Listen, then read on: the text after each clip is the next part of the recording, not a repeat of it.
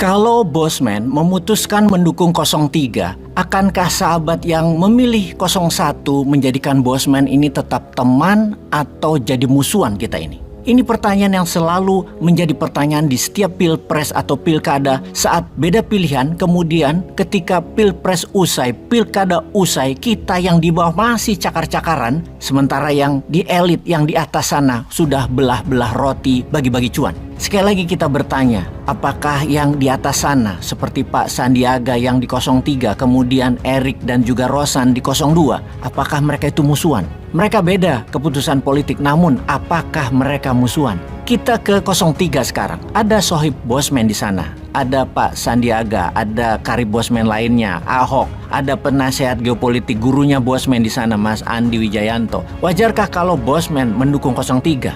Kalau Bosman mendukung 03, apakah sahabat yang memilih 01 akan memusuhi Bosman? Pertanyaan berikutnya, kenapa Bosman tidak ke 01?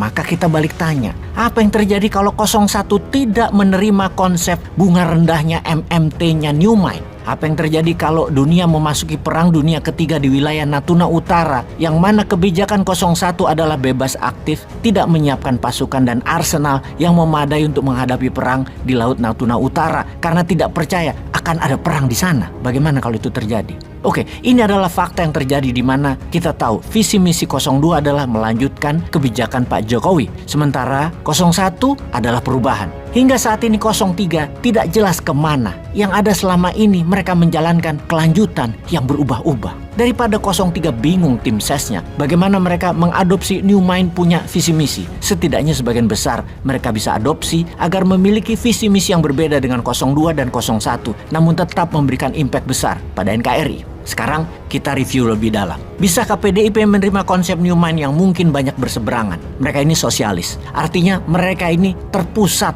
di pusat kegiatannya. Sentralisasi. Mirip gerakan negara-negara sosialis lainnya di dunia. Misalnya Tiongkok. Semua tersentral di pusat, di elit. Kebijakan dan satu top down dengan sistem komando. Sementara New Mind lebih ke bottom up, dari bawah ke atas, ekonomi akar rumput, mendukung swasta UKM dengan kemudahan berinvestasi, yaitu dana. Tentunya dengan printing money berbasis project UKM dengan jaminan bisa sampai 500% bahkan. Alias kalau ada jaminan 100 juta tanah milik UKM bisa dapat dana sampai 500 juta selama untuk ekspor dan dibangunnya di lahan yang dijaminkan tersebut. Uangnya dari mana? Printing money berbasis proyek ekspor dan aset jaminan yang meningkat jadi 5 kali lipat. Pertanyaannya bukan di New Mind tetapi di PDIP sebagai motor utama 03. Kemudian pada saat perang terjadi di Laut Natuna Utara, apakah 03 mengambil kebijakan tidak miring ke Tiongkok, tidak miring ke Amerika, namun menjadikan kekuatan ketiga yang tidak bisa Amerika dan Tiongkok kendalikan, memainkan Selat Malaka dan Laut Natuna Utara di sepanjang zona eksklusif Indonesia dan ASEAN. Selama berkuasa kemarin, buktinya dalam kabinet Pak Jokowi, PDIP pegang Kementerian ESDM.